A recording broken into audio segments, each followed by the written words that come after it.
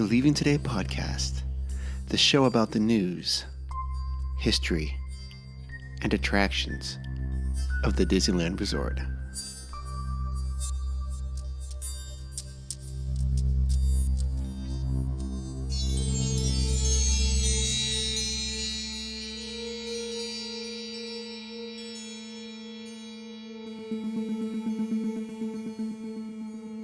Well, come on, Wendy. Let's go.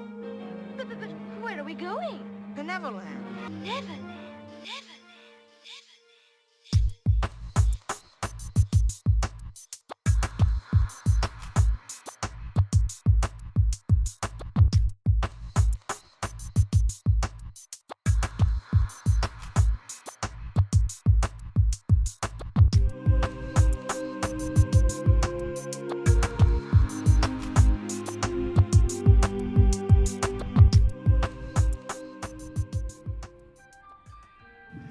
Hello, and hello. Welcome to the Leaving Today podcast, episode number 89, if you can believe it. Udi, can you believe it? What number? 89. No. Oh my gosh. Thank you so much for joining us today. My name is Mark, the co-host here of the Leaving Today podcast. And then sitting to the left of me tonight is, well, actually nobody. Jess is offline tonight, doing Jess things. And tonight it is... Empty chair. Yeah, it's an empty chair. Tonight, but actually across from me is the Trail Master Puppets himself, Udi. Good afternoon. Evening? Technically evening, yeah. Good evening. Yes, good evening. Thank you so much for joining us. If this is your first time, welcome. I hope you'll find a nice home here. If this is not your first time and you are a member of the LTP family, welcome home. Come back. All right, so a couple things. We have a Patreon page, and I always bring this up there. I'm very reluctant to do that, but made it a little easier for you. If you go to leavingtodaypodcast.com, on the right-hand side now, there's a Patreon button. We make it really easy. $1, $3, and $5 pledges. You can do it one time or a month. We have some packages coming soon to you Patreon listeners, and again, if you do that, you get to be on the show and pick a topic, and we get to talk to you.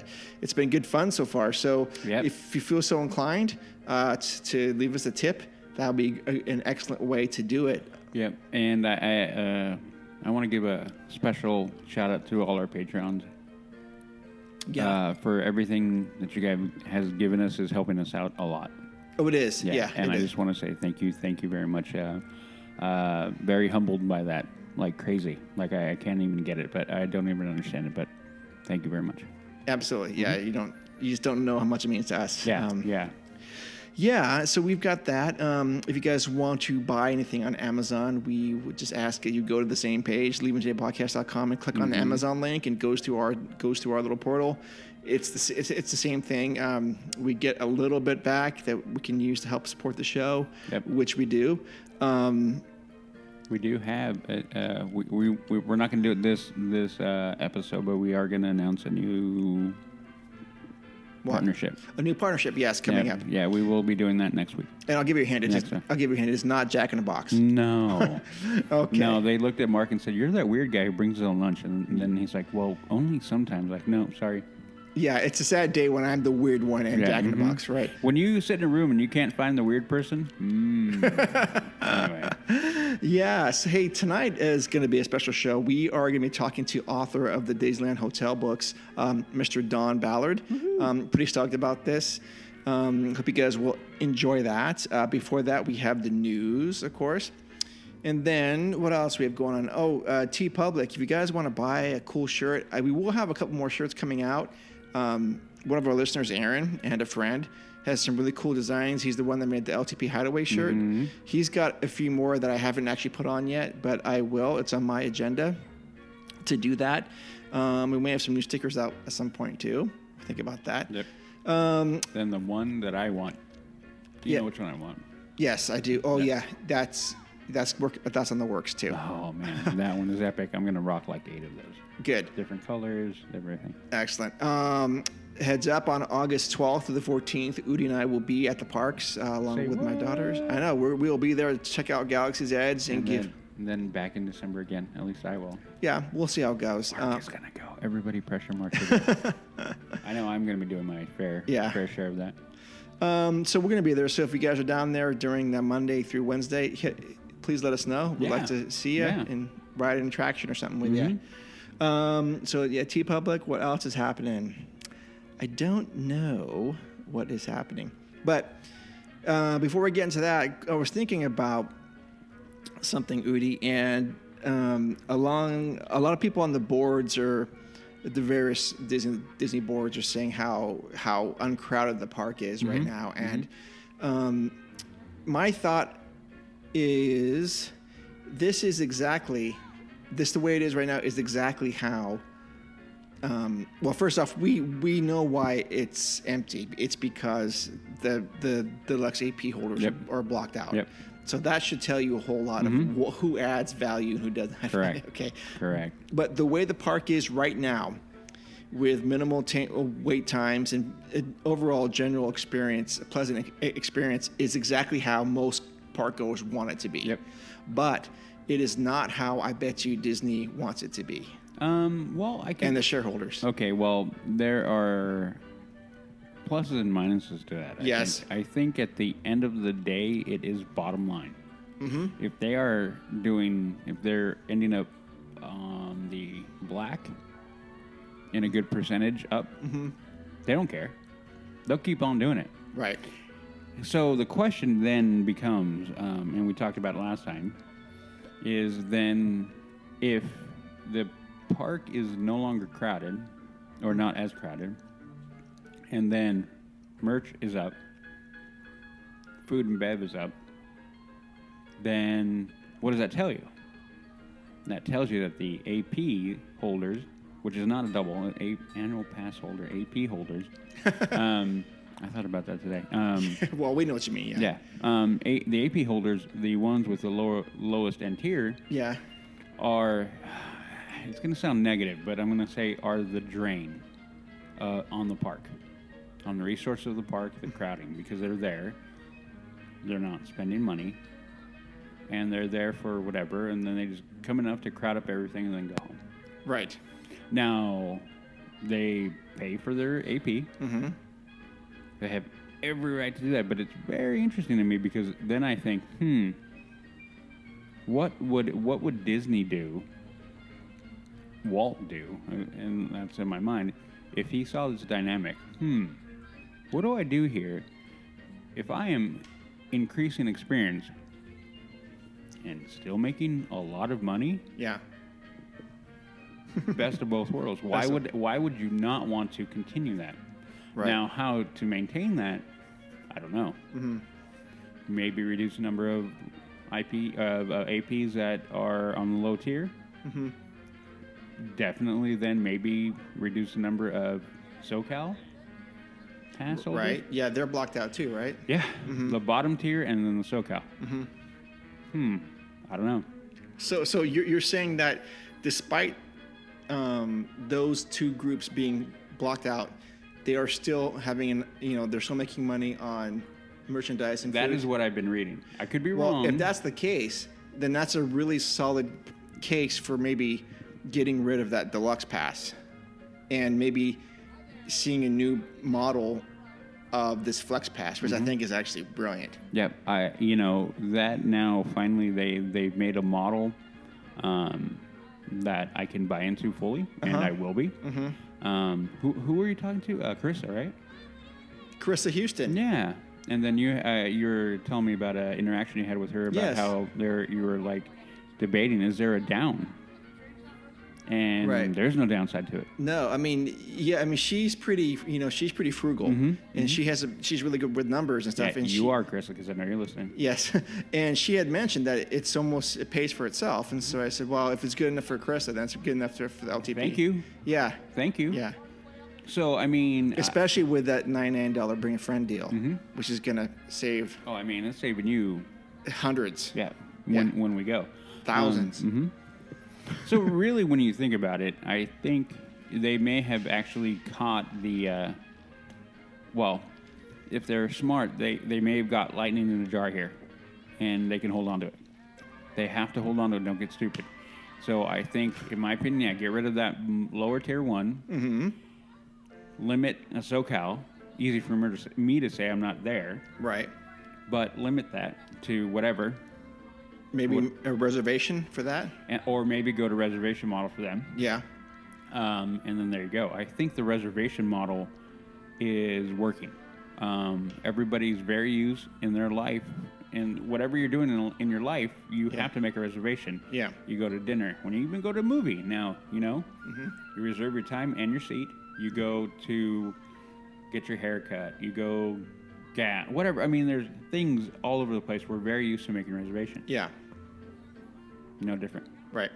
And anybody who complains, then I'm kind of like, what's really the big deal? You're going to plan to go. The only people who are going to complain are those people who are the ones, again, that we've said before, that don't really drop a bunch of cash in the park. Right. They don't. No. Because they don't. Like, I'm not going to pay, whatever, $20, $40, $50, $60 for food in here when I'm going to go home. Right.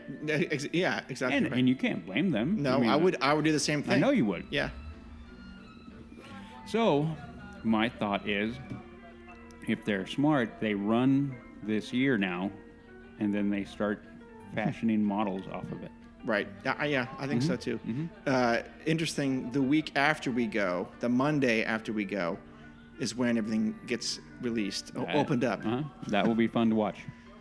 I hope they don't get desperate and open it like a week before. I'm really, really keeping my fingers crossed. I mean, they can do whenever they want. Sure. Yeah. And I'm like, please don't do it when we're there. Please don't do it. No, I don't think they will. I think they'll hold fast to what they've been doing. Yep. But it's interesting, and I think that maybe that deluxe pass will be gone in the feature, because the way the parks are right now should be how they should be running at all times.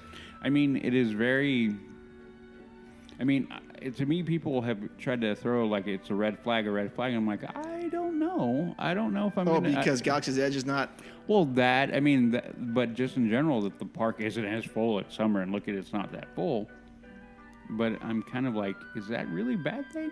Again, No. if they're in the black with merch and food and bev, and those are all up. Yeah, but what's more important, Udi, to them, the bottom line or guest experience? Bottom line. That trumps guest experience. Well, I think it depends on who you're talking to. I'm talking to anything. Well, to me, no, it doesn't. Right. But I'm not. I don't work for Disney. Right. If I was in the leadership position of Disney, they'd go like, well, we can make X amount of dollars, but then it'll impact user experience or guest experience. I'm like, no, we're not doing that. Yeah, but I wouldn't. I mean, flat out. But the X amount of money it's already a lot of money that they're making. Oh no. But it has to be more. Well, no, and that is the point. Like they are big enough now where they can literally go like, oh. So if we do that, we're not going to make an extra $100,000 this year. Okay. $100,000. I mean, $100 million. Yeah. Well, no. I mean, it won't be that. They won't make. No one would sacrifice $100 million. Right. But $100,000, I would. If I'm a big conglomerate like that, if you're making the money that they do. Yeah. Yeah. Wait. So that's going to cost us an extra $100,000, but the people have proven that they're going to like it more. Okay. Do it. Yeah. I would have no problem. Give me a checkbook. I'll write it right now. No problem. Okay.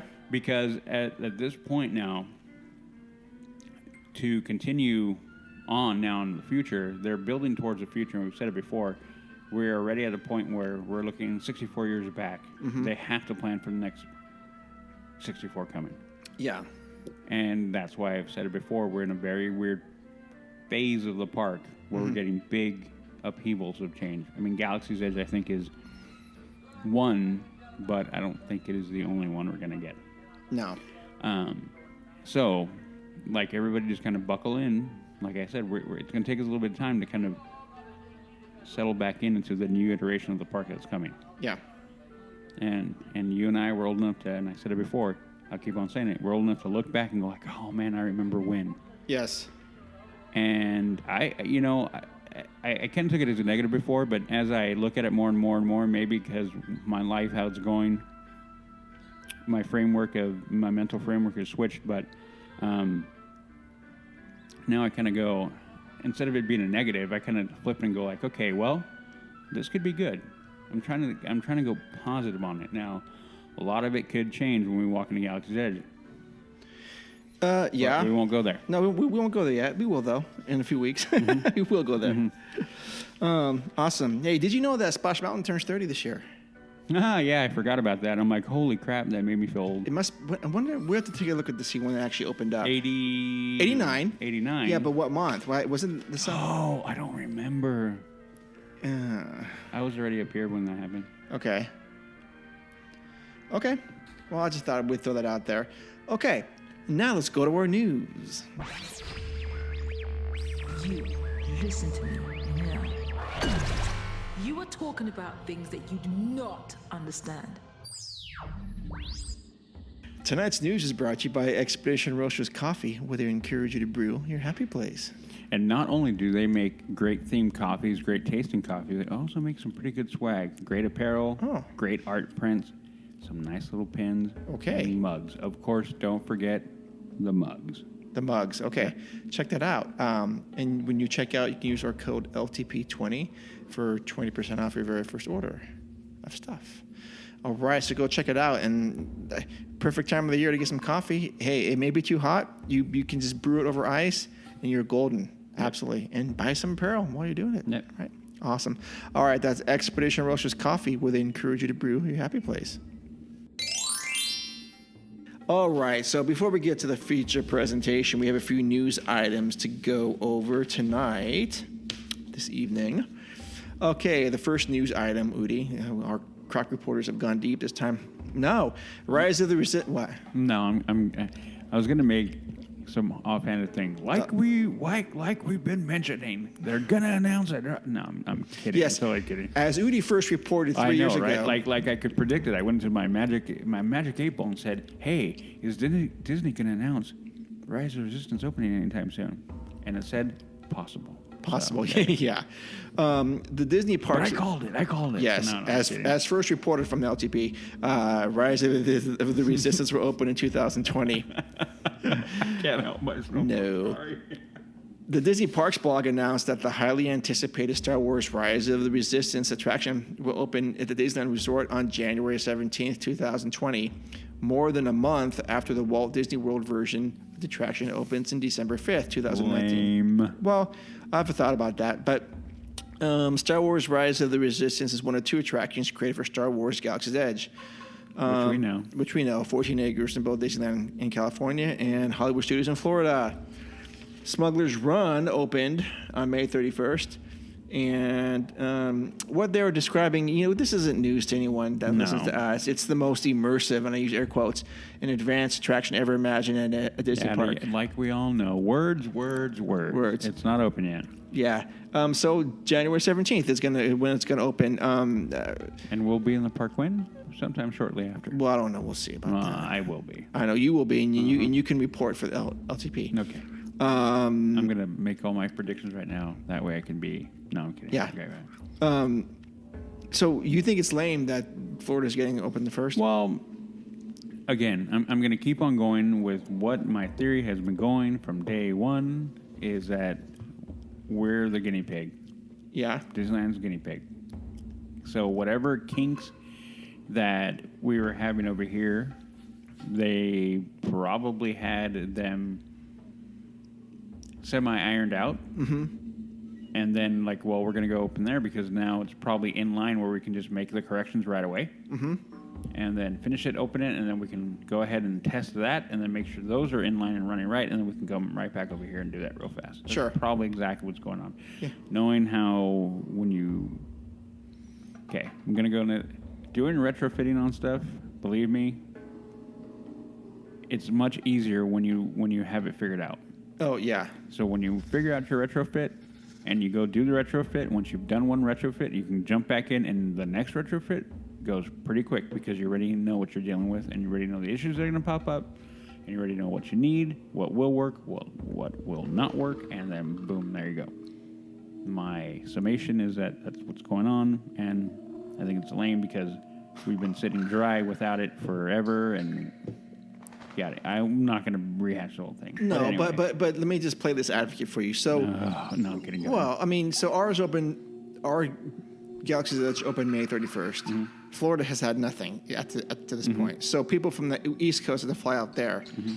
And that's just how it happened. But now, so in some regards, Florida had a disadvantage, but now they're going to have the advantage of having everything opened.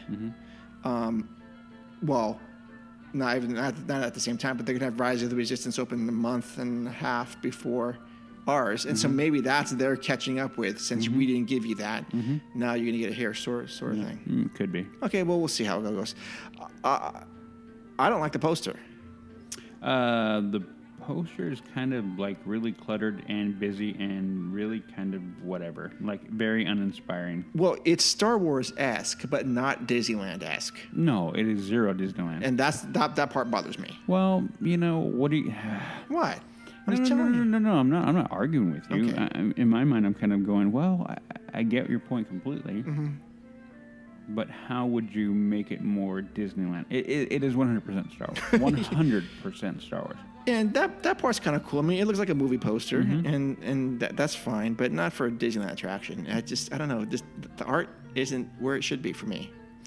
I can agree with you on that. It's cool, but not... Anyway. What do I think that there may be a cool offshoot T-shirt of that somewhere or in the works? Would you rock a shirt like that? Not this one. If this was on a T-shirt, I'd be like, no, thank you. Okay. But anyway.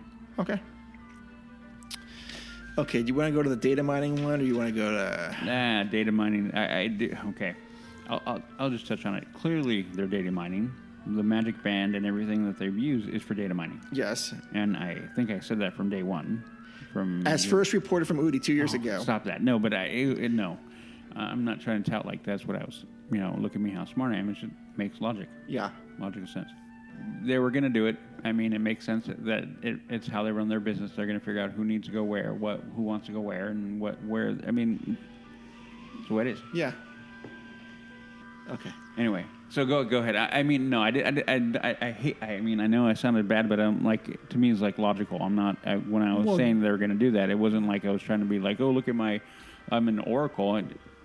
No, I mean, I mean, of course that's what they're doing. And we talked about this when they had their own Wi-Fi network. You log into that, but they know exactly what you're doing, where you're going, and what you're buying. Yeah. And as long as you're okay with that, that's what it is. Yeah, so, there you go. So sure. I mean, and whatever. Okay. Next news item: new water bottle refill station in Tomorrowland. Udi loves this. I love this. Yep. And we're going to post a picture online. I'll just read the article just real quick. It's short. There's no doubt about it. Summers are rough in Southern California with temperatures often in the high 90s, as first reported by Udi. and we're getting those in Northern California right now. Oh, it was 102 today. I know.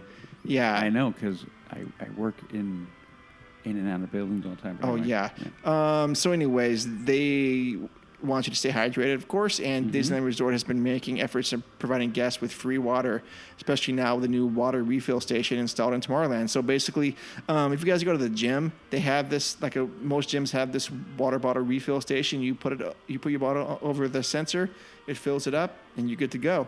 And so there are water bottle refill stations already available in Disneyland, including one at Galactic Grill, Rancho del Zocalo, Bingo, and 2 in Red Rose Tavern.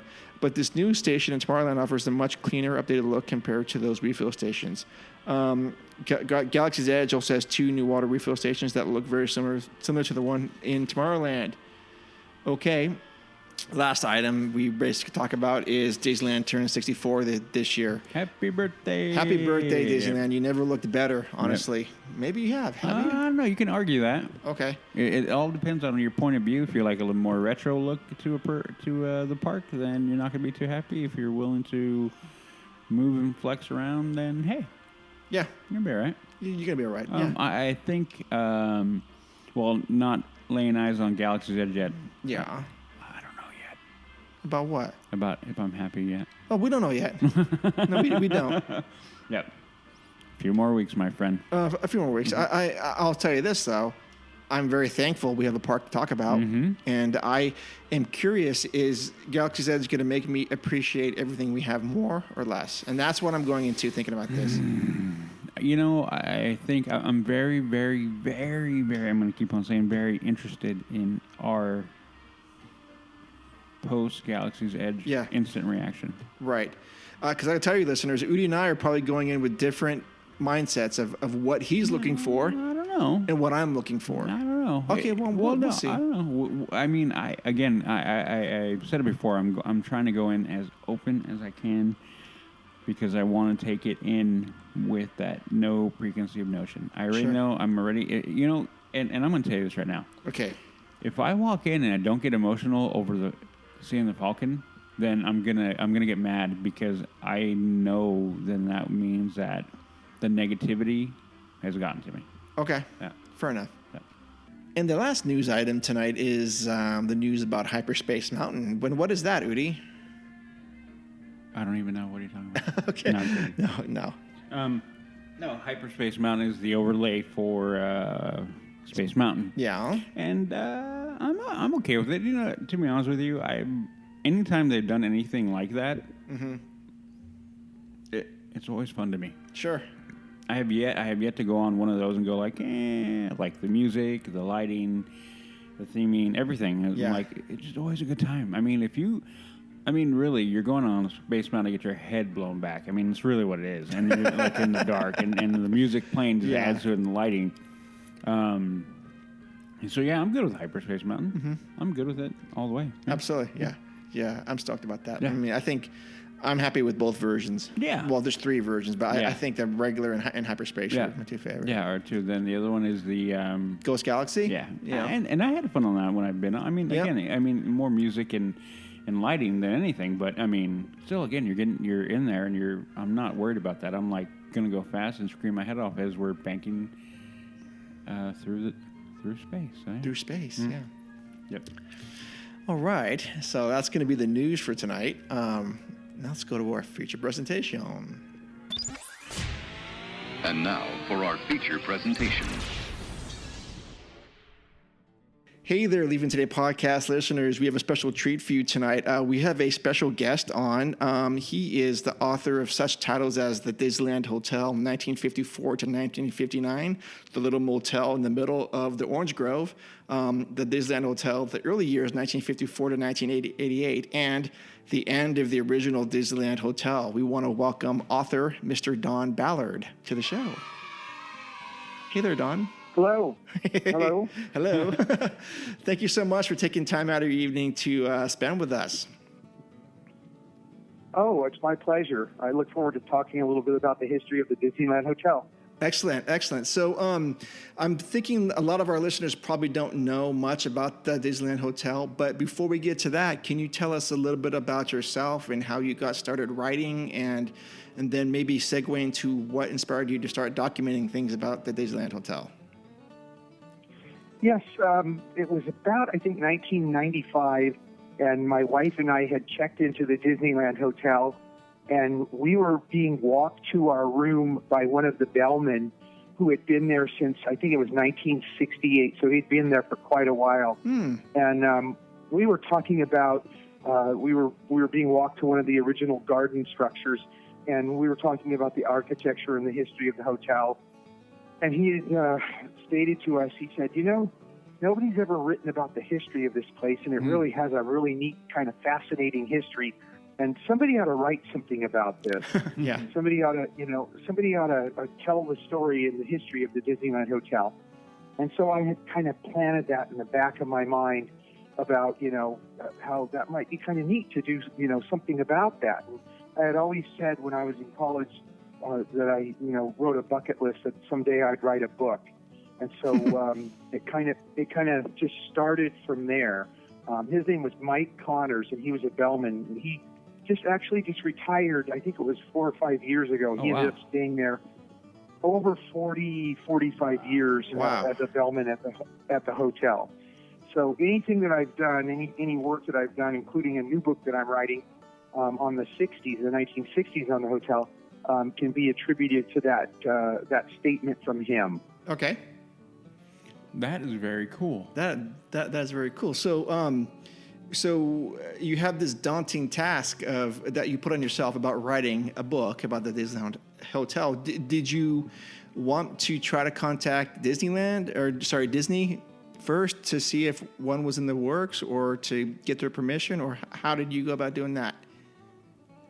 Well, like he said, nobody had done anything on it. I knew that there, I did do a little bit of research, and I had seen that there was nothing, written, nothing in great detail written. There were articles written and, 2 or 3 page articles written.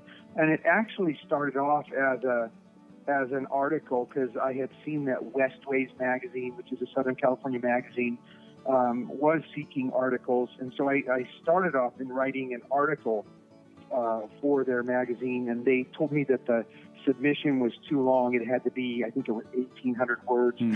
Mine, I think was 4,500 words at that time. So rather than shorten it to their standards, I lengthened it because I just kept adding to it. And keep in mind, this is before the internet. Sure. This is before, you could easily look something up. So I had to write a few letters and go to a few libraries and make a few phone calls.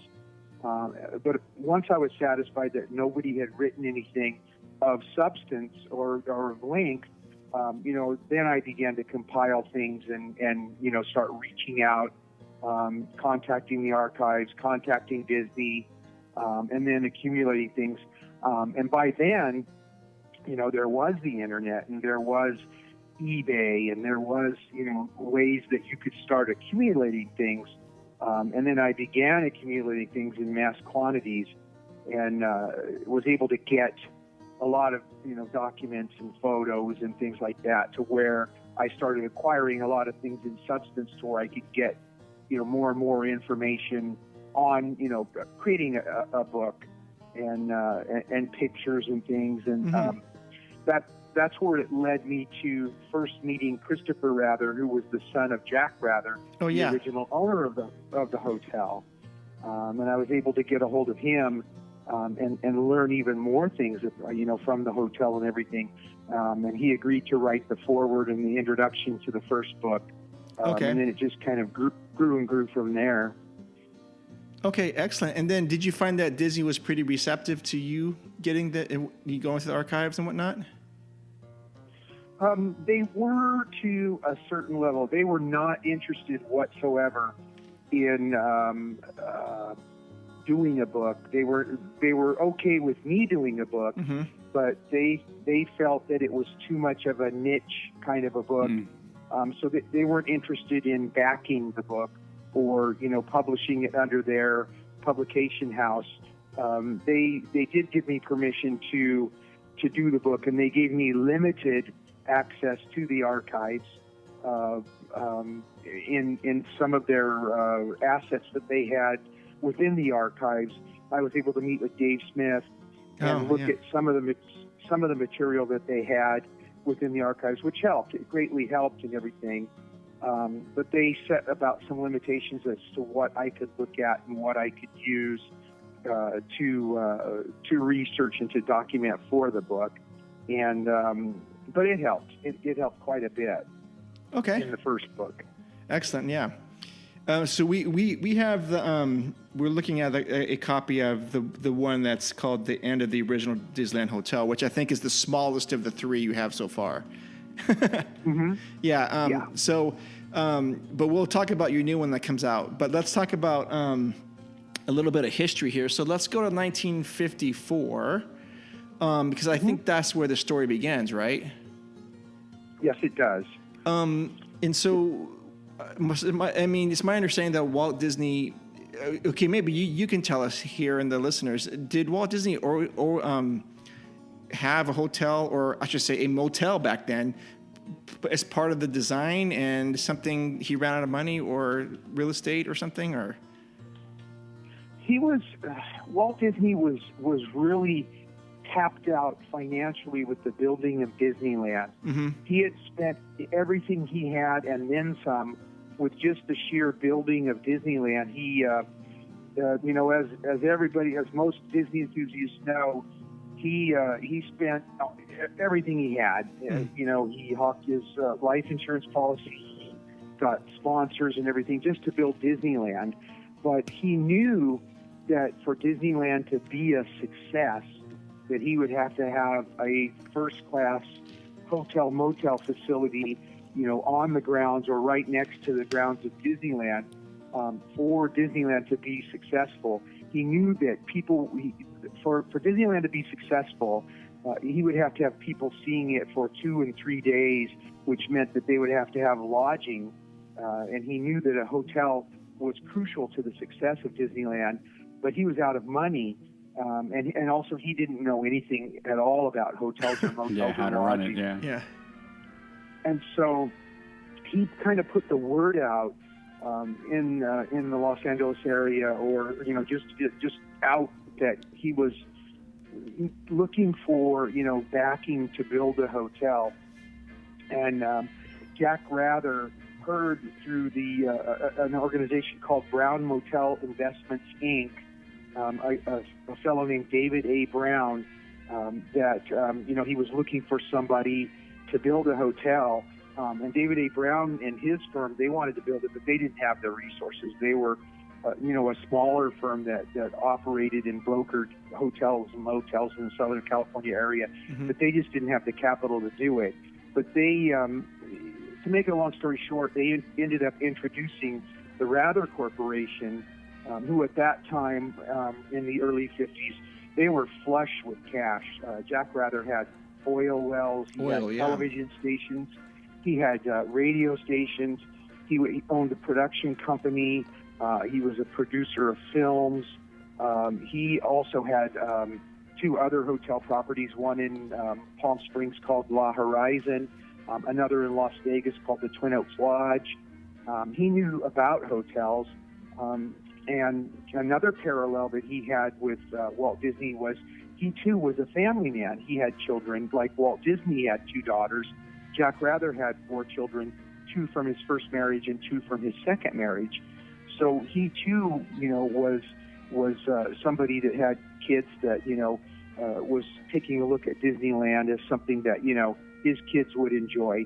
But most importantly, he had cash. And so he was introduced to the Disney company, and he looked at it, and at first he, was a little bit skeptical because he went out to the site in Anaheim, and at that time it was out in the middle of nowhere. It was out in the middle of the orange groves and walnut groves.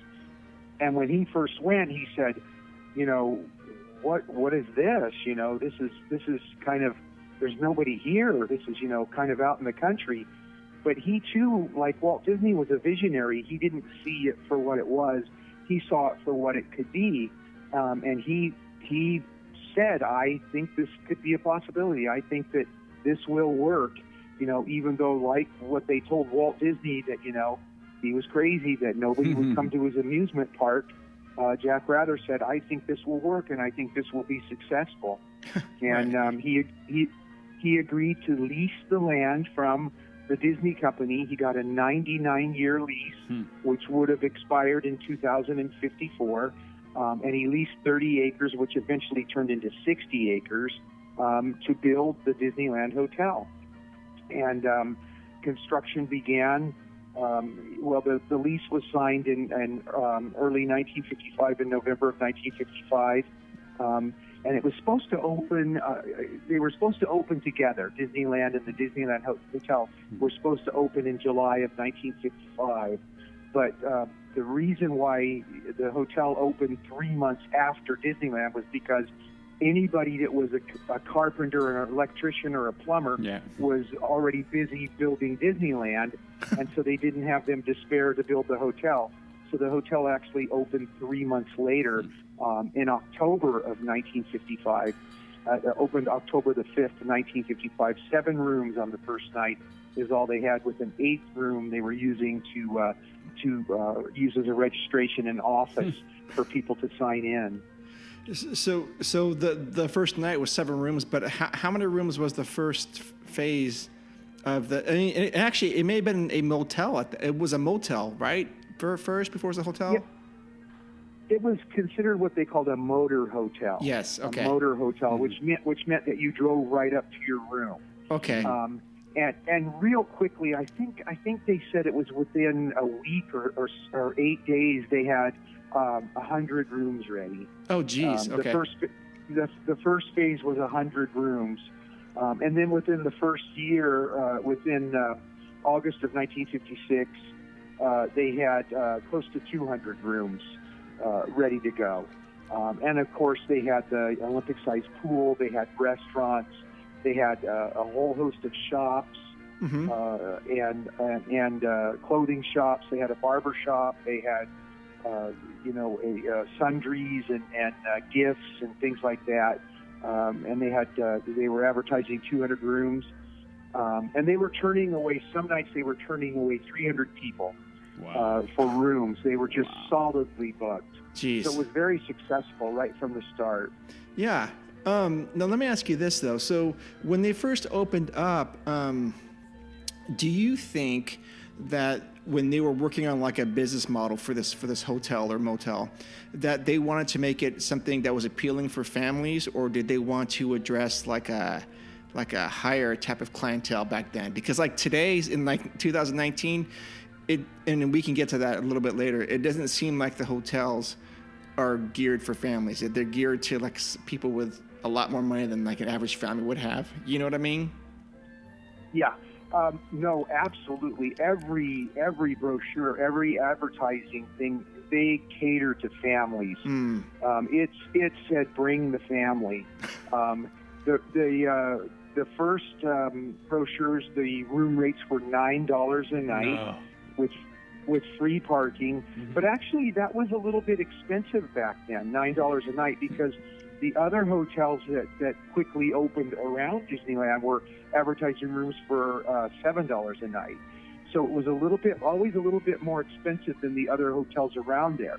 But it always offered a little bit more than the other hotels that were in the local area. It always had a little bit more amenities, like the Olympic-sized pool. It also had TV, which some of the other hotels didn't have. It also had color TV, which some of the other hotels didn't have. Yeah. It was the first to have color TV. And then, the first-class restaurants that it had. It was always a little bit a cut above than the other hotels surrounding Disneyland. But they definitely appealed to and catered to families. The rooms advertised that they slept 4. The brochures said, bring the family. And one interesting thing, too, is that they catered to conventions. They wanted, the conventions to come there. They wanted Dad to go to the convention during the day and Mom to bring the kids to Disneyland during the day while Dad was at the convention. It was, in some respects with today's, it was politically incorrect, because Dad worked, Mom, raised the kids. That's the way it was in the 50s. The norm of so-called back in the 50s is how it was. Yeah. Okay. Well, that's actually I wish they still did that. I know, right? I mean, that's one of the things with all the different hotels now and people. And the Disney Hotel is something that I remember, growing up and seeing as you go along, but we could never afford going in there. And then the other one started sprouting up, and I'm like, I'm never going to go in there. I can never spend a night there, unfortunately. Yeah. Okay, so that was 9, and then so at that point, since Walt Disney was pretty much out of money, you mentioned that he leased the land for 99 years to the Rather Corporation, and then, but who owned the actual Disneyland name of the hotel and the Disneyland and the actual physical structure? Well, they leased the land, and the actual physical structure was built by the Rather Corporation. They paid for it. They say that it was a $10 million hotel at that time. The initial construction and everything, I believe, was closer to $3 million.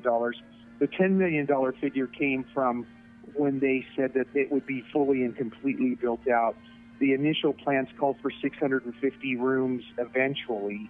And what's interesting is the original plans called for all 2-story garden structures like they had initially.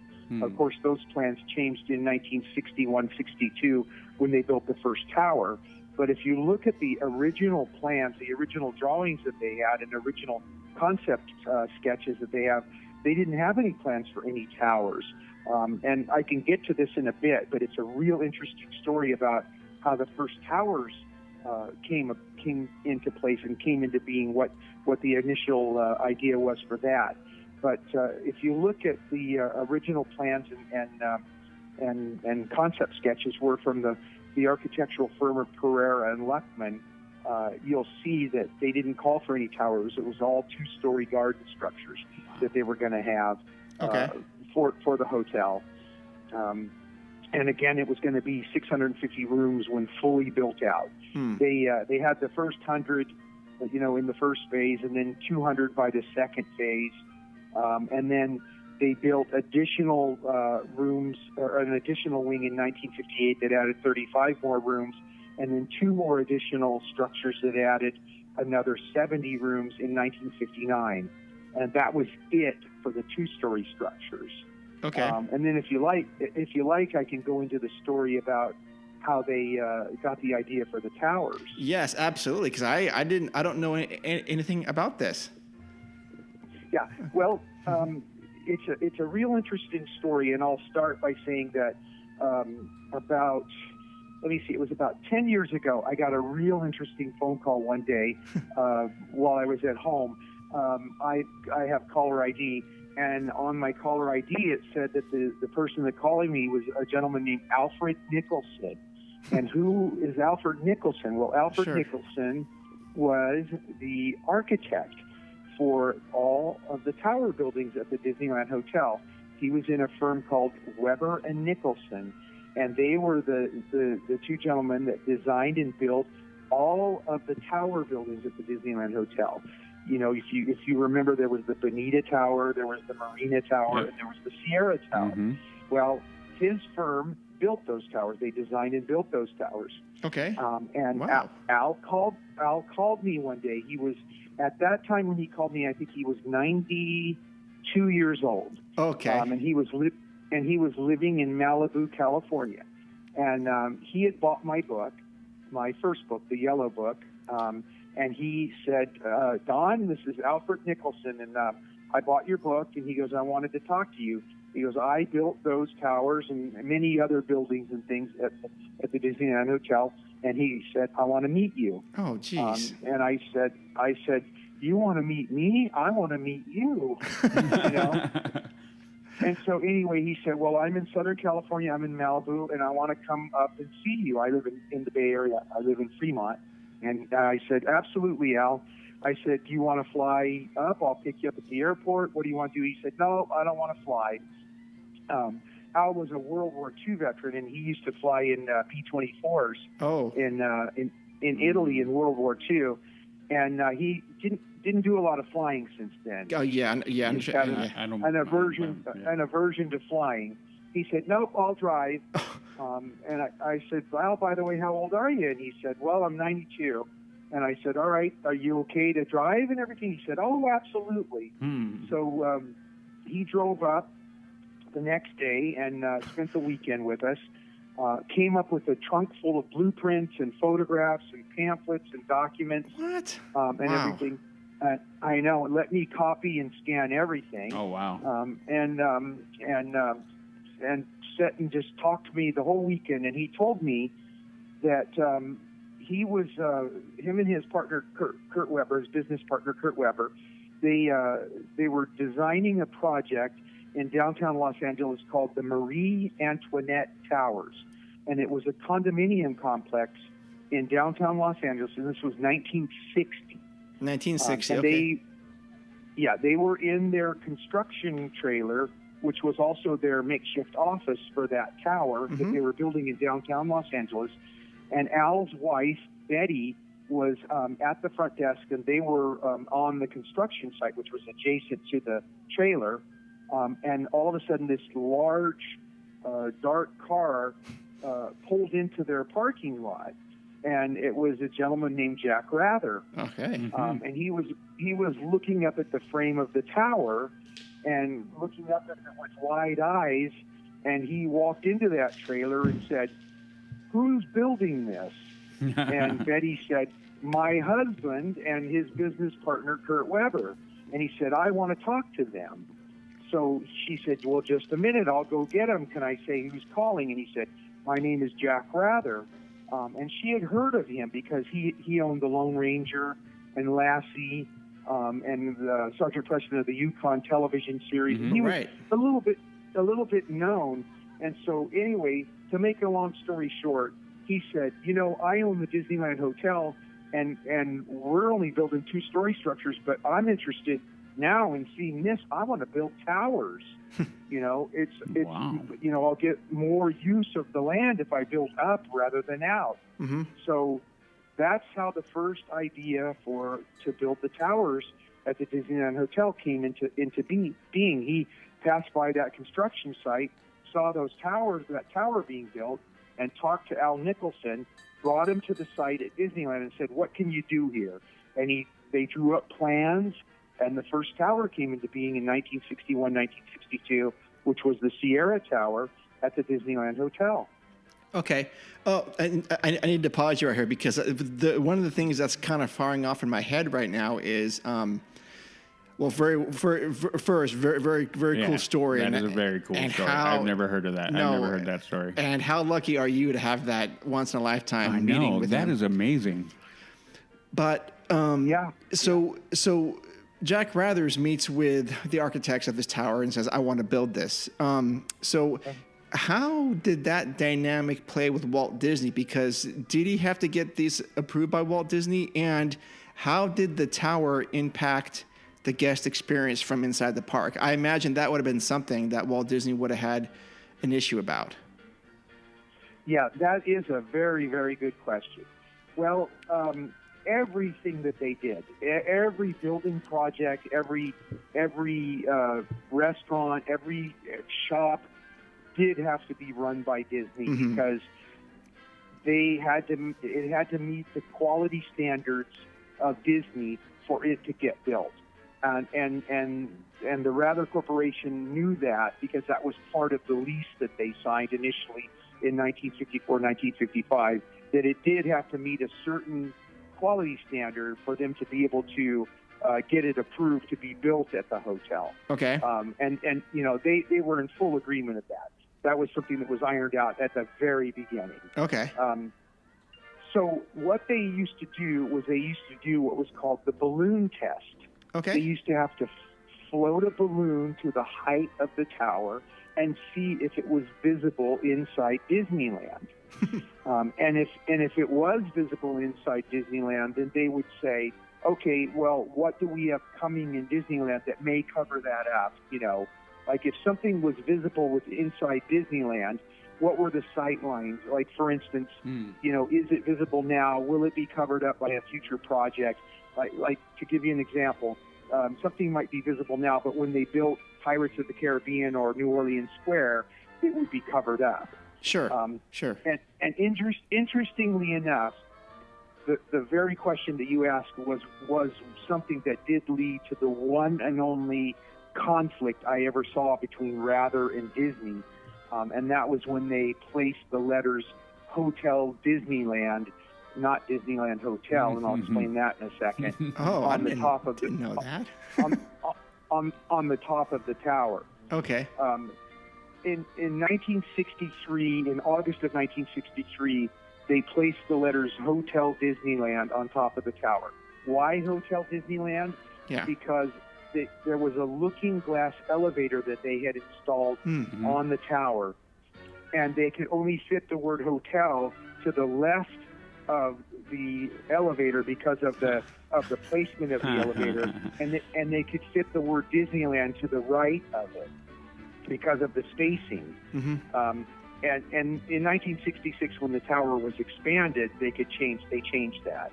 But if you look at early pictures of that, it says Hotel Disneyland, not Disneyland Hotel. Wow, I never even noticed that. I would have never known that. Yeah. Wow. And that's why if you see those pictures, they're from August 1963 to sometime in 1965, 1966, depending on when the picture was taken. That's the time frame for those pictures. Anyway, you could see that lettering from within inside Disneyland, and Jack Rather had not gotten permission to do that from Disney, and so they were a little bit upset with him. But when they built New Orleans Square, that covered that up. So it was only a short period of time where you could see that. Okay. And that was the only time that I saw some kind of hostility between the two. And he apologized, and it quickly was overlooked. And that was the only hostility I had seen between the two companies. I have multiple letters of praise between the two, between Roy O. Disney and Walt Disney and Jack Rather and members of the Rather Corporation, between the two companies, about what a pleasure it was to work with each other through the years, between the two companies, about how well they got along, and about it was a pleasure doing business with each other and everything. It was a great working relationship for the years that they worked together. But that one time was the only time that they really had a difference of opinion on something. And Jack Rather just kind of went ahead and did it without getting permission from them to put those words up there. Okay. Nice. Okay, so the tower, that actually probably increased the volume of rooms by quite a bit by going vertical than horizontal, right? It did. 160 more rooms were added in 1962. By that time, they were advertising, I believe it was 336 rooms. So they were able to go, I think they started advertising 450 rooms at that time. Okay. And I have a trivia question for you, and let me see if you can answer this. How many towers are there at the Disneyland Hotel? Okay, well, currently, I think the obvious answer is 3, right? I mean, isn't that what your guess is, Rudy? Yeah. Okay, I can think of... Oh. No, there's 4. Oh, okay. And I'll tell you why. Okay. Because the tower facing downtown Disney is actually 2 towers. Is it really? When they first built it, it was only half its size. Oh. And then when they built onto that tower, they just slapped another tower right next to it. So that's actually 2 towers. Oh. They built that first one in 1961. It opened in 1962. Then they slapped on a second one right next to it. I mean, literally pasted it right next to it in 1965. It opened in 1966. Then they built the Marina Tower in 1969. It first opened in 1969, but had its grand opening in 1970. Mm-hmm. Then they built the Bonita Tower in 1977, and it opened in 1978. So there's actually 4 towers at the Disneyland Hotel. Now I want to go. Yes, I want to go. I want to go look at that. Yes, absolutely. Okay, now there's a way. Now there's a way that you can see where those 2 towers were joined together, and I'll tell you how to do it. Yes. Go down into the lobby, and when you walk in the downstairs at the bottom floor, you can walk in a lobby what's it called, a walkway parallel to like the middle of the building. You'll notice that there's like a little tiny bit of a difference between the floor in the room in the floor of the building. There's like a 1.5 inch step down between the 2 buildings. If you walk perpendicular to like the middle of the building, there's a hallway there where the conference rooms are on the right, and there's some storage areas on the left. You'll see that you step down like 1.5 inches or 2 inches. That's where the 2 buildings were joined. Okay. And also, if you're lucky enough, and you can get a cast member, but I don't know if they'll like it if you ask them, they'll let you look at where the 2 buildings were joined, because there's rooms where the instrument or the what's it called, the panels, the fuse box panels, you can see the old outside of the building. One night I was there, I was doing a speech during the 60th anniversary to the cast members, and a cast member brought me into there and showed me where the 2 buildings were joined together. And he actually gave me one of the little blue tiles from the old outside of the building, and said this is where the two buildings were joined, but you're actually not allowed in there. Okay. It's where they store tables. It's like a storage room. Mm-hmm. But there's two giant doors that they can open up, and you can actually see the old outside of the first tower building. Oh. So, but you can walk through that hallway, and you can see where there's a little tiny bit of a difference in the floors, where it's like a 2-inch step down. And you know who told me about that was Alfred Nicholson. Oh, okay. We're gonna have to do that. So, I mean, but just to be clear, this is what is known as the Adventureland Tower now, right? You know, I still call it the Sierra Tower, but I think you're right. Okay. Yeah. Yeah, I think the one is the Frontier Tower or Frontierland Tower, the Adventure Tower, and I can't even remember. But when I check in, I still ask for the Bonita Tower, the Sierra Tower, and the Marina Tower. They kind of look at me and laugh and say, "Okay, I know what you mean." but this is the tower that when you walk in on the floor level, there's that subterranean area that goes downstairs, right? Correct. Okay, but gotcha. The other one too, the Marina Tower, the one where you register. Yeah. The Fantasy Tower, I think is what it is now. Yes. Yeah, that one too has a walk down too. You can walk down, and I think you can use restrooms there too. Oh, I didn't know if that. You go over, if you go over by the Small World Sundries, yes, there's actually an area there where you can walk downstairs too. Oh, okay. And I think there's restrooms down there. Yes, there are. I can verify. I can vouch for that. Okay. I've been there. I've been in them. Excellent. Okay, so during your research for this book, what did you uncover anything that really surprised you? Or shocked you? What? Yeah, I mean, I think a couple of things. First, one of the things that surprised me was that Jack Rather was not the sole owner initially. There were actually 4 partners. There was Jack Rather. There was a lady named Helen Alvarez, who was a local area radio station. She owned radio stations as well. That's how she met Jack Rather.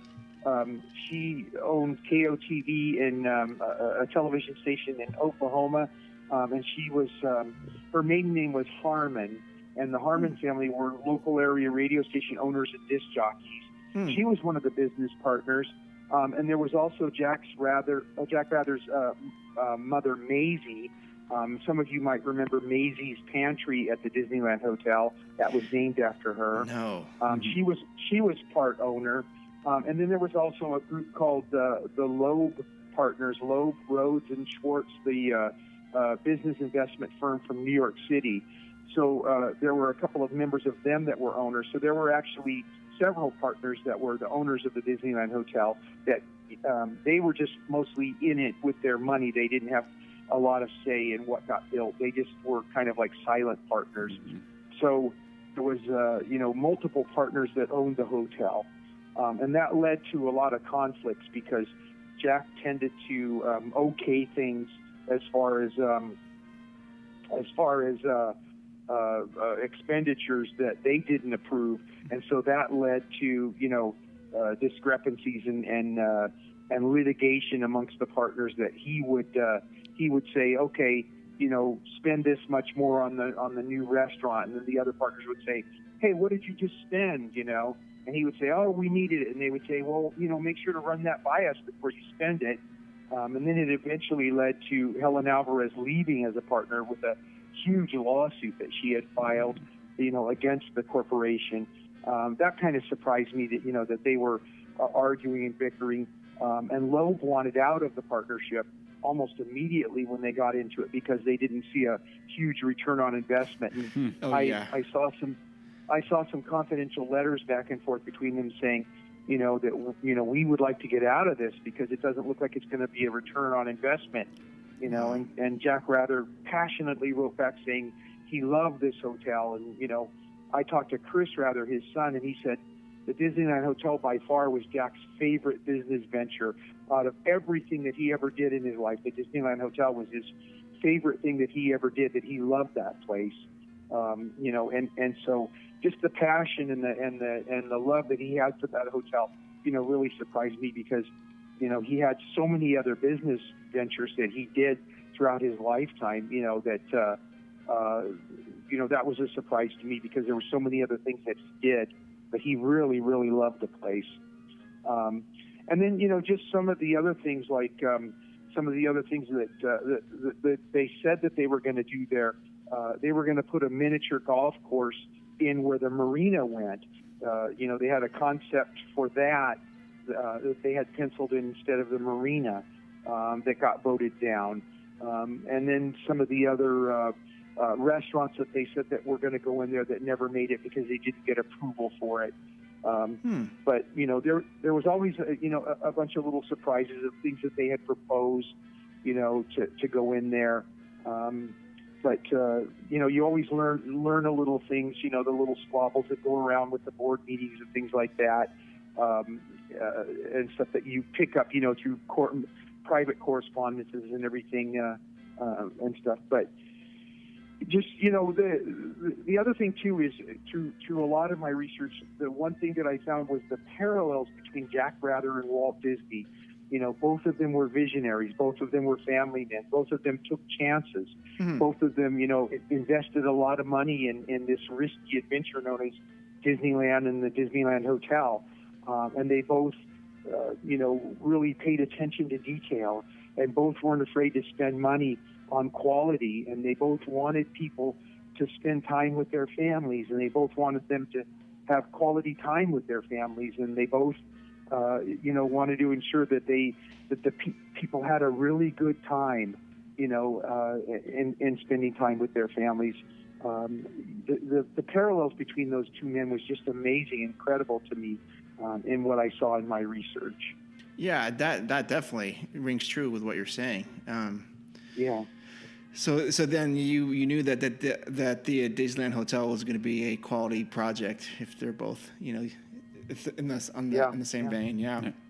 So I'm going to encourage our listeners to go and get your book and check things out. But can they, besides going into the Bonita Tower right now and looking at that transition, can a guest today go and see anything that is still there from the original 1954?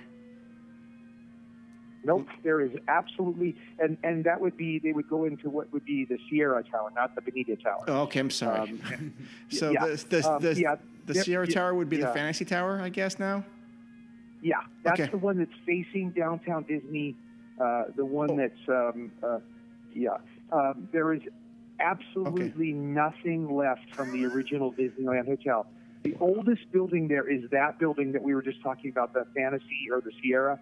And that's from 1961-62. Okay. That's the oldest structure left. Okay. Wow. Okay, so where, because I'm looking at the pictures and I cannot place where that Olympic-sized pool is or was. Is that, can you tell me where that was? That would be about, I'm trying to think, it would probably be where, about 25, 30 feet out from that Sierra Tower, directly out from that Sierra Tower, about where the grass area would be from downtown Disney.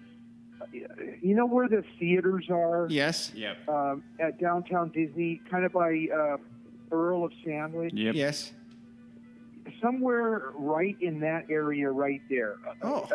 Real close to where the Earl of Sandwich would have been. Wow, okay. Right there in that general area. Oh. I always joke to people that if you go right over in that general area and you smell hard enough, you'll smell chlorine. the pool was there for so long.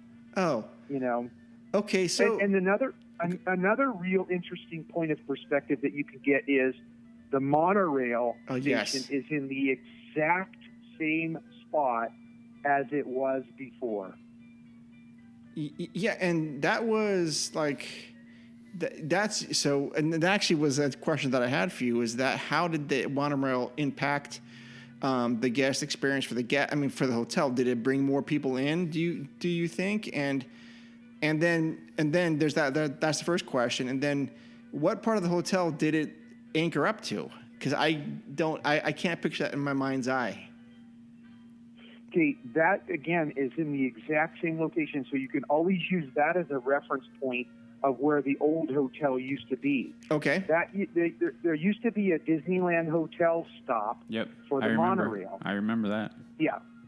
And there used to stop right in front of the old lobby and administration building at the hotel. There was also for a number of years from 1961 until I think it was the mid-90s, they had the Monorail Lounge or Monorail Bar. And that was one of the only places that you could get alcohol. They did have another bar.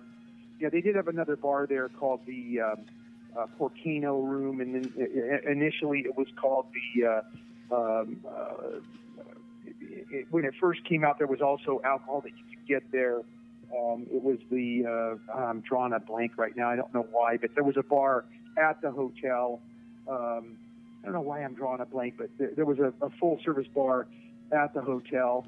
But to reference that was the old lobby and administration building where you checked in initially at the hotel. And when you first checked in at the hotel, they would come out to you and you could register right from your car and then drive right over to your room. That was in 1950, we're in 1955, 1956, all the way through, till the 60s, that you could register right from your room. And then they had the shops area, and then the gourmet restaurant, and then the coffee shop. Mm-hmm. In 1986, they built the Monorail Cafe. That was all right along in there, and that would have been right where all that is that I'm telling you about now, where the Earl of Sandwich is, and all of that. That was all right in there. Okay. And then in 1998, 1999, they tore all of that out to build Downtown Disney. Oh, yes. And that's where my latest work is, where at the end of the original Disneyland Hotel comes into play. A lot of people ask me, what happened when they tore all that out, and that's why I came up with that publication. And it shows you the tearing down of all of that. And if you look at that one, it'll show you, when they tore down those buildings, it'll show you the actual deconstruction of those buildings and the tearing down of those buildings, which were sad days for me. My wife and I actually stayed in the garden structures the very last night they were open for business. Wow. And I think we took everything from our room that wasn't nailed down. Yeah, I was going to ask you, in that kind of in tongue in cheek, did you take anything? Yeah, we off the record, we took quite a few things. There you go. Good man. And we could actually hear the bulldozers off in the distance with their motors running. I mean, they literally fenced that off and tore them down within a matter of a few days after we stayed in them. They were just removed as quickly as they could. I spoke to somebody a little while after they tore them down, and I said, couldn't you just leave one up, for historical perspective? And she told me, she said, Don, she said, the only thing holding those up was the termites. Oh, geez. She said that they weren't in real good shape. And another interesting thing is, the bellman hated those rooms, those two-story rooms, and why? Because they didn't have elevators. Oh, geez. He said that somebody would check in there sometimes with like 15 bags, and they would have to carry those bags up the stairs, and they hated them. The bellman would always give those rooms to the rookie bellman to take care of because they didn't have elevators, And so anyway, they couldn't wait to get rid of those structures, to build Downtown Disney.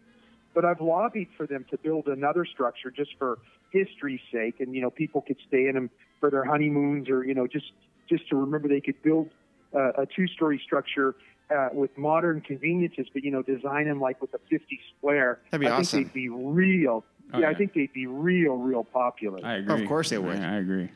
Yeah, I think. Yeah, absolutely. I think that's a brilliant idea. Yeah. Okay, especially since they're not going to build the new hotel like they had planned to. Well, actually, oddly enough, that was but my very next question. I was hesitant to ask about that because I was looking for a good segue. But since you brought that up, my actual question, as I wrote it down, was: what were your thoughts regarding the news that came out about a year and a half ago regarding a new luxury hotel coming to the west end of downtown Disney? Almost from the minute I saw it and how they were going to build it and how it basically just covered up the Disneyland Hotel, my initial thoughts was this is the beginning of the end of the Disneyland Hotel because it basically covered up the Disneyland Hotel, and I thought when they built that, I thought there's no more room for the Disneyland Hotel. This is the beginning of the end of the Disneyland Hotel. It's only a matter of time. These were just my thoughts. I didn't have any inside information or anything, but I thought they're going to be tearing down the Disneyland Hotel now. Mark thought the because same of thing. This. Yeah. And I wasn't very sad when they said that they gave up plans to build that new hotel. No. Right. I mean, we as a podcast talked about that. We talked about those designs, and we came to the conclusion, well, this could be the end of it, like the end of the Disneyland Hotel. And I was a little upset because we all kind of were. We were like, no, you can't do that. Like, no, we have to respect something, Right. And those two entities, Disneyland and the Disneyland Hotel, to me, they're just tied together. I mean, one's history is just well. You could argue that Disneyland's history is more important than the Disneyland Hotel's history, but I think they're almost synonymous, in my opinion. Yeah.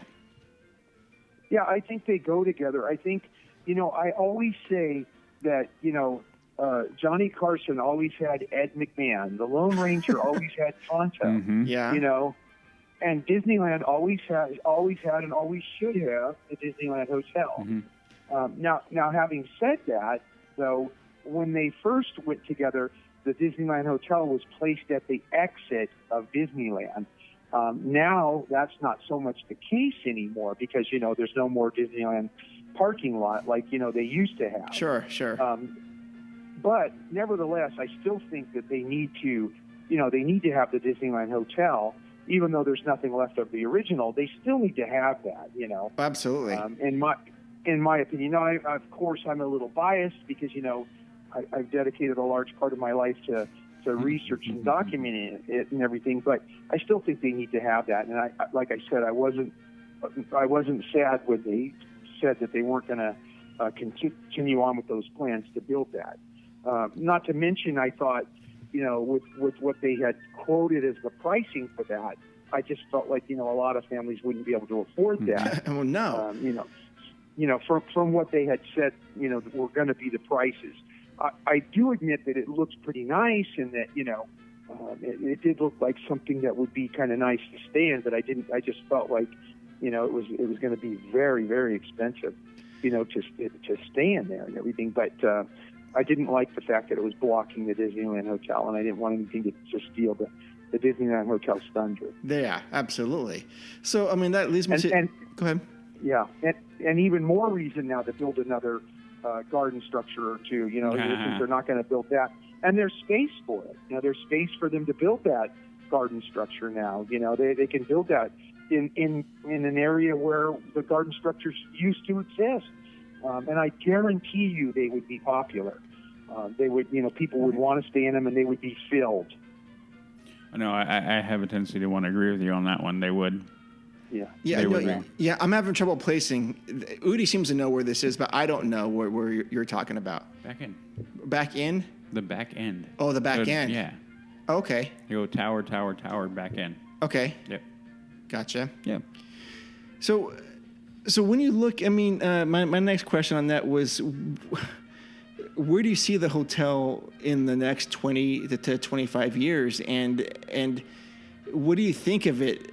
With all the hotels and the pricing structure of the three that they currently maintain there, what are your thoughts on all that? Well, I have heard that they may build for the sake of argument, I'm going to say a fourth main tower. It would actually be a fifth tower. But I have heard sure. that that they may build another large tower on there, to increase the amount of rooms that they will have there. I've heard stories about that. I've heard, too, that they're going to close one tower at a time and completely retrofit it because it still has a lot of old features, as far as electrical and things like that. I've heard that they're going to completely redo those. Somebody told me one time that they had a large group of cheerleaders there, and one morning a whole bunch of them at one time put on blow dryers, to get ready for the day for their cheerleader competition, and the whole room went black. The whole building went black because of the surge in power. So, there's a lot they can do to update those for electricity, for wiring, for, design and things like that. Even though I want them to keep that 50s, 60s look, sure. That there's a lot they can do. I've heard that, they may close one tower at a time and completely retrofit them. But I think, like I said before, there's still a need for that hotel. I think that they're just going to keep, theming things, like Trader Sam's and things like that. But I think that they're just going to keep, adding new features and functions for the hotel. And a new tower would certainly be welcome. It would bring in revenue, and there's room for it. And there's certainly a market for it. But other than that, I think that, there's a whole creative team there that they can come up with new ideas and things that they can do there. There's convention business, that they can get and book there and everything. And, there's all kinds of things that they can do there, to increase traffic. They're booked all the time. I mean, you go there and, even with the pricing structure that they have, they're booked almost all the time. Yeah, definitely. Yeah. Like one of the things that I like to do, and we did it last time I was there with Udi, and actually last time I was there with my daughters, is we just take some time out of the day and we walk around the Disneyland Hotel. Just we walk through the towers and we walk on the gardens and the property, and we got a drink at Trader Sam's and have had food at there and at the Topanga Terrace or Taranga Terrace, I forget what it's called. Topanga Terrace. I can't remember now. I'm just drawing a blank too. Yeah, well, you know what we're talking about. Yeah. And I just think it's just wonderful. I mean, I just think it's tranquil and Taranga Terrace. Yeah. Okay, well, you know what I'm talking about. Okay. Yeah. And I strongly encourage anyone to go and do that. Anyone actually who's listening right now, if you want to, the next time you're down there, just take like an hour out of your day. Yeah, we actually went and sat down outside one of the towers in the evening and recorded. It was very peaceful, very tranquil. I did enjoy it. Yeah. Yeah. Have you seen the panels that they have showing the Rather family history? Where is that? If you go into the lobby. Kind of right over by Goofy's Kitchen. Yes. Okay, you know where the big, what's it called? Where they have all the artifacts in the glass panel there. Oh yes, yes. What's that called? That's called a. You mean like that? It's the trophy case thing. Yeah, you know what I'm talking about. Yeah, where they have all the old. Yeah, okay, it's if you leave that and walk towards Goofy's Kitchen. Okay, on the left and the right there are 3 big photo panels, multiple photos, and it's Rather family history. They have the 50s, they have the 60s and 70s, and they document the history of the hotel. Well, we supplied all of the pictures for those panels. And the wording that they put in those, and what it is just a photo mosaic of the history of the Disneyland Hotel, and that's really interesting to go look at too. That's where I was standing. That's where I was standing that night when that cast member came up to me and said, "Hey, you want to go see, the where the building was cut off?" Where he brought me over and showed me where the building was cut off, where he gave me that little tile of the building. I was looking at that. We actually got to go to the dedication of that because I worked with WDI in creating those panels. Jeez, very cool. Those are really interesting to look at. We gave them every single picture that's contained within those, so people can go there and look at those as well. And there's also all the pictures that are up in the lobby of that Marina Tower there, of the celebrities that have visited the hotel. And of course they have the giant Disneyland map there that's kind of interactive. Yes. That they can look at. So there's all kinds of things to see in there. And I too like to just sit there and, watch the people walk by and just walk around and see the landscaping and smell the smells and, see the sights and everything. I have full days where I don't even go into Disneyland, where I could just, sit around and, swim or relax or, just like I said, look at the sights and walk around. Oh yeah. I know the exact spot where they first broke ground. In November of 1955, I can take you right to the exact spot where they broke ground. Wow. Oh, we'll see. Based on okay. Based on photographs that I have, I know right where it is in the parking lot. The exact spot where that is. I know where the tower or the garden structures used to be. I can go where those were. I can take people to that spot where the buildings were separated. Oh yeah. So I know where a lot of the historical spots were, and I go to those when I go there. I can go sip on an iced tea at Trader Sam's or relax there and stuff, and I enjoy myself with all of that. Absolutely. And it's a lot of fun. I really like it. Man, we have to coordinate some sort of trip with you down there so you can show us these things. Yeah. I did a couple of historical tours with people. You didn't tell us. Yeah, well, this was several years ago, but I said, who wants a free historical tour of the Disneyland Hotel? And I brought people around. One of them I had, I think 100 people showed up. Oh, wow. And I said, a free historical tour, and I walked everybody around and said, this opened in 1972. This tower opened, and I showed them that drop down in the floor. We went to where they first broke ground. We went to the monorail and said, this is open in 1961, and it's in the exact same spot. I'd love to do it again, sometime. I would love for you to do that again. In fact, if you gave people enough notice, we would. I mean, I'm speaking for myself. I would absolutely do that. I would listen to you for hours. I would totally do that. So there you go. Well, let's set something up. I'd love to do that. That would be a lot of fun. Oh, okay. Well, we will actually maybe. I mean, and don't tempt us, because we will do that. Oh yeah. We had we actually had a get together with a couple authors at the Walt Disney Family Museum. And it actually was really, really great. We had a really good turnout. Yeah. And if you want to do something like that, we would love to help you with that, to put that together. Oh yeah. That would be fun. We need like a few months to get it together, but absolutely. Yeah. Okay. Excellent. So the books, the series of books are called the Disneyland Hotels, and it's from 1954 to 1959. Then there's another one called 1954 to 1988, and there's a new one coming out in September, and that's called what again? That's called Disneyland Hotel, 1960 to 1969. It's called The Little Motel Grows Up. And okay. The reason why I called it that is because that's when the towers came into play, and I'm working on that now. I have it completely written. I'm writing the picture captions, and I'm working with a graphic artist. And this one's going to be amazing because I have over 1,000 photographs. Ooh. Okay. And it's probably going to be 250 pages or more, and it's hardbound, a coffee table book, and it's just amazing because I got Al Nicholson's whole collection of photographs and blueprints and concept art.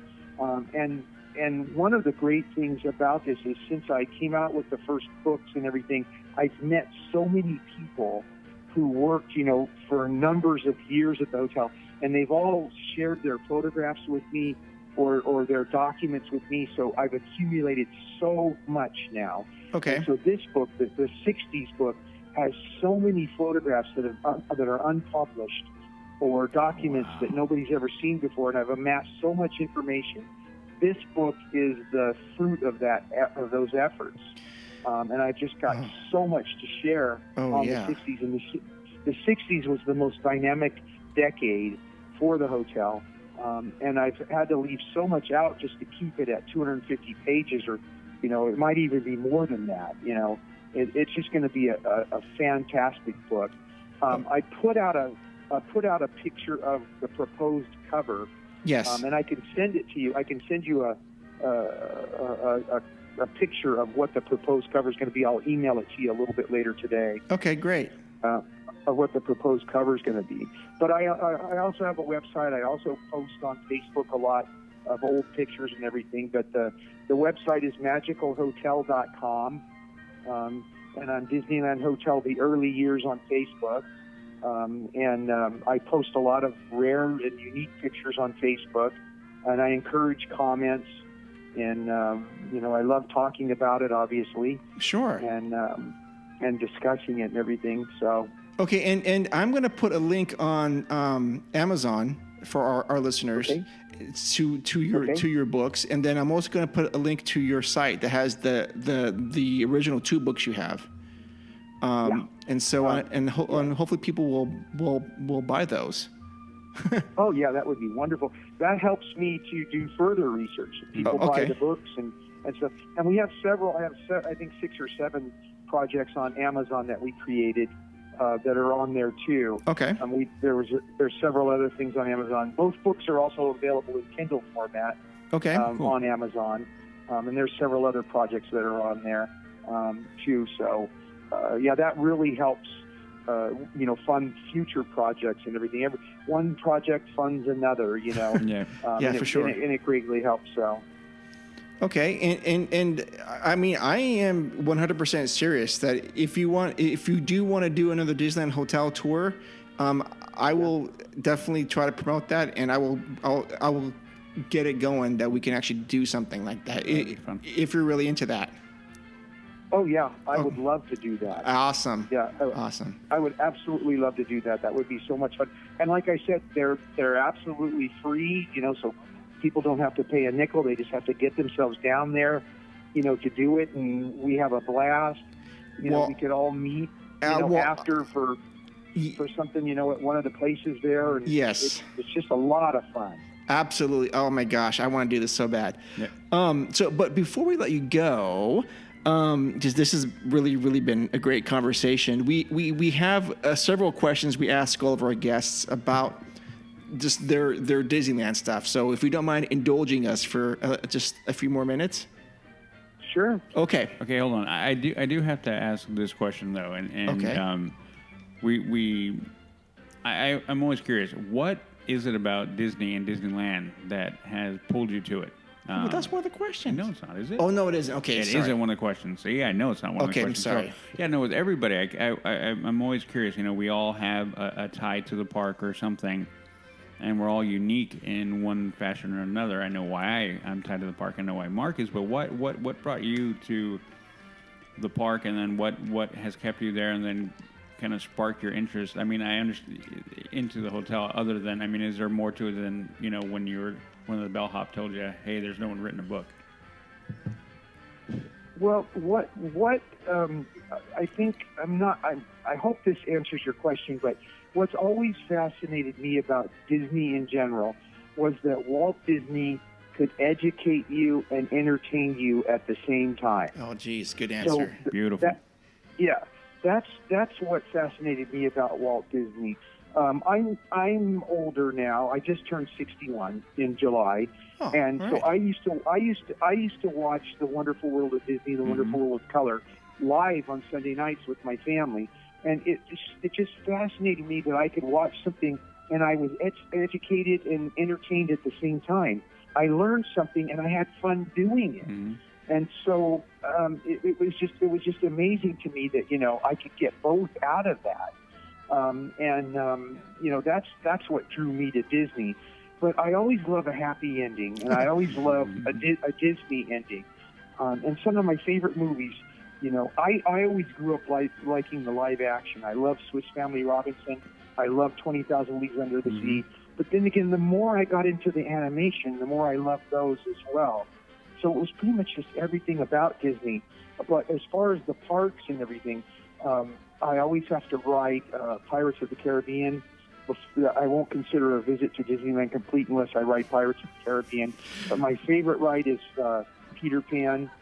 So you can see I'm an originalist. Well, actually, that was my very first question: is what are your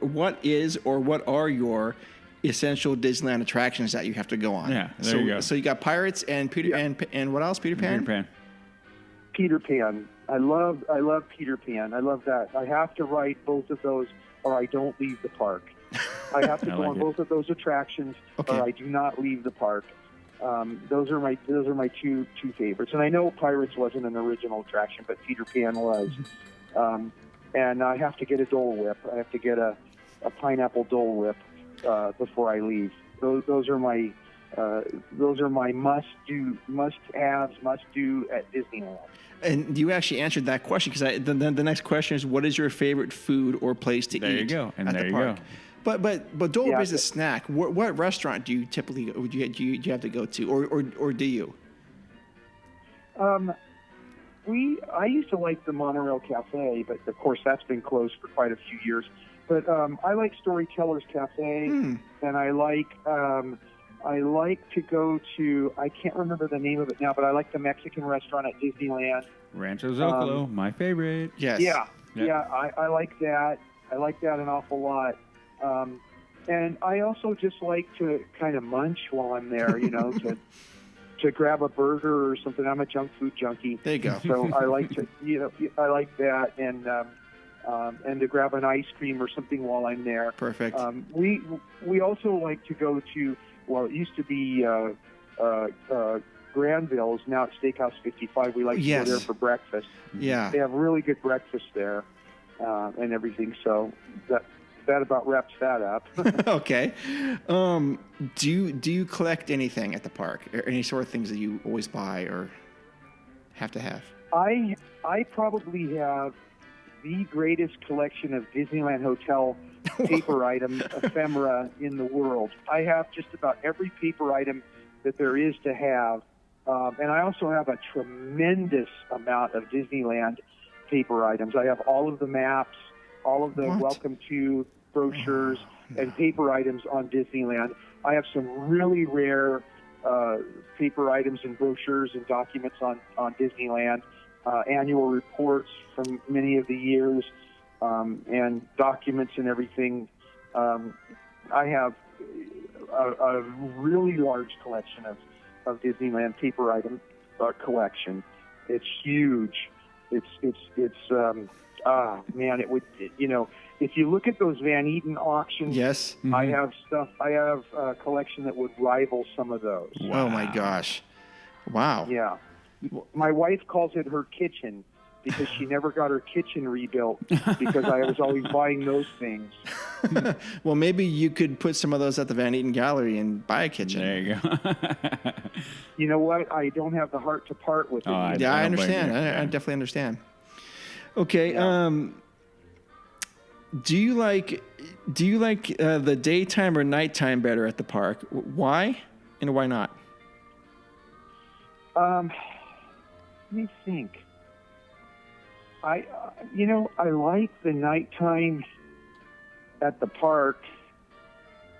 I like it when it cools down, because we like to go a lot during the summer, and I like it when it's a little bit cooler. Mm-hmm. But that's a tough one, because I like it at any time. Okay. The daytime's fun, but I like it when it cools down, because it's not as warm, and you can go out and I like to see the fireworks, and I like to see the parades at night, because it's just more colorful and everything. For sure. I like to see the lamps on, and the festivities at night. And I like the hotel at night because you got the lights on, and and everything, and it's just to me it's a lot more pretty at night. Oh, absolutely. That's a very good answer. If you could visit the park during any decade, what would it have been?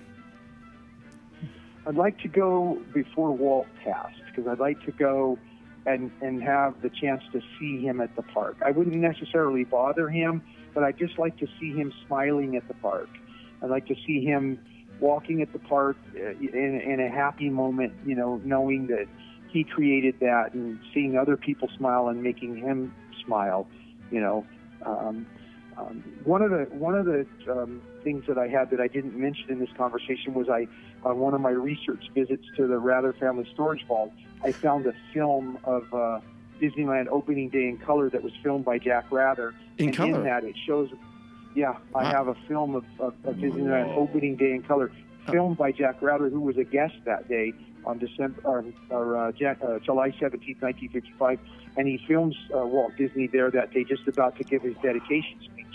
And there's a moment in time on that speech where Walt is about to dedicate Disneyland, and I showed it to Diane Disney Miller at the Walt Disney Family Museum, and she had me stop the film. I had it converted to DVD. She had me stop it, and she said, right there, she said, that look on his face, she said that was probably one of the most happiest moments of his life. Oh, my gosh. I'm getting chills thinking about this. She said he's about to dedicate Disneyland, and he was never happier. And I captured that, and I'll email you that picture. Oh, please do. You tell me. You tell me what you think. You know? Absolutely. You know, yeah, I got the chills too, by the way. Oh my gosh, just geez, Louise. Oh my gosh. Okay, so the last question here: if you were to show a guest what attraction or what area of the park best symbolizes what the park is about, where or what would it be?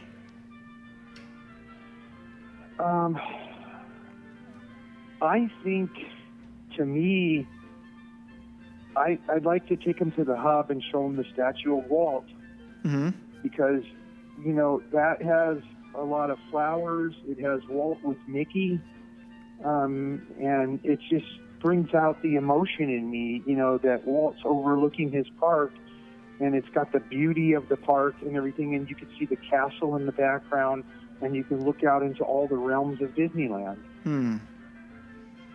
That's a great answer. I don't think anybody has ever given that as a response. No, we've asked that many times, and every answer is different, and every answer is great, that definitely is a great answer. Yeah. Thank you. For sure. Okay, so again, I want to thank you for your time. I've really enjoyed talking to you, and one of the great things about that we're learning, and this is our fourth year during the podcast, and we're lucky we get to interview people. But every time we talk to someone, it just reminds me of how cool this subject is, and how giving people are of their time, and they're sharing their knowledge, and how kind people are. And you definitely are that, Mr. Don Ballard. Thank you very much. Yes. Hey, this has been my pleasure, and I've really enjoyed talking with you and meeting you guys and everything. And as you can tell, I love talking about this subject. Oh, yeah. Anytime you guys want to talk, and I would love it if you took me up on meeting together and doing that historical walking tour. You're killing me with that. Yes. Yeah. And I'll be sending you some emails, and take a look and tell me what you think. Oh, yeah. Oh, absolutely. Oh, yeah, I can't wait for those. Absolutely. Okay, well, thank you. All right, thank you for your time, and have a wonderful evening. Yeah, thank you very much. Thank you. It's been my pleasure. Thank you. All right. Bye-bye. Bye-bye. Bye-bye. Wow. Thank you so much, Don Ballard, for spending an hour and 20 minutes with us. I still have the chills thinking about his last story about Walt Disney, and I can't wait to see that picture. I know, right? I can't absolutely wait to see that picture. You know what? I can't wait for Jess to see that picture. Oh, yes, absolutely right. Yeah. And again, I just wanted to, I know I've said the same thing twice here, but I'm always amazed, not surprised that everyone we talk to is super cool and passionate and friendly about their knowledge and about the park. And it just reinforces the fact that we're doing the right thing here with this show. Yeah. Yeah. I mean, we're amazed. I mean, we literally took a pause after, like we do after every episode or every interview, and we kind of looked at each other like, holy crap, like, I can't believe we keep on doing this. And right. We keep on going, and we keep on growing. And I'm like amazed at how the last 4 years, and thanks to everybody who listens, you know, how we've progressed. And now, here's another great, fantastic interview from another fantastic, knowledgeable person that loves the park in a whole different vein of it. But look at the attitude that they have, the passion, the commitment, and the openness to share. Mm-hmm. And that is fantastic. So, I mean, what he talked about, we're going to work on. I mean, we're going to do that. Oh, yeah, yes. We're going to do that. I mean, I don't see how we don't. No. You don't get an invite like that. Yeah, you from the expert on that and go like, oh, no, never mind. Are you kidding right now? No, absolutely not. Yeah. All right. So I think we're just getting the show with this chills. So that's gonna wrap up episode 89. I hope you guys enjoyed it. We absolutely did. I want to thank our guest Don Ballard for joining us, and you can find his books on Amazon. You can go to our page leavingtodaypodcast.com and click on the books tab, and you'll find the pictures of his books, and just click on that, and you'll be able to order that. And I strongly encourage you to do that. Yes, because he's doing crazy work that no one else is doing, and I think this is just as important as Disneyland. So episode 90 will come up in a couple weeks. And what are we doing? Well, we are going to have another guest on. What? Another one? Yeah, we will be talking to Lynn and Ken from the Sweep Spot podcast. They're going to be on our show to talk about a few things. So if you like that show and you love us, Hey now. There you go. There's a party right there. Yep. So stay tuned for that. That's going to be in a couple weeks. Until then, you can reach us out on Instagram at Leaving Today Podcast, Facebook at Leaving Today Podcast, Twitter is Leaving Today Pod. And you can send me email at info@leavingtodaypodcast. Udi, where can they find you? You can find me on all of my socials, which are Twitter, Snapchat, and Instagram, all HAXGOALIE. But in all fairness, if you really want to send me a DM, Instagram will be the way to do it. I'm usually on that a lot more. Okay, excellent. Excellent. Until then, thank you so much for joining us. Go to expeditionroasters.com and get some coffee. Use LTP 20 for 20% off your very first order. And it's a great time right now to have some coffee. Iced coffee. A new blend is particularly wonderful over ice. Not over iced, but iced. It tastes. It's really good. Yeah. And it just smells wonderful too. So check out. Yeah, if it's too hot to brew coffee, just brew it and put it over ice, and you will be having a great day. All right. Until then, thank you so much for listening, and we will see you in the parks in August. See ya. See ya.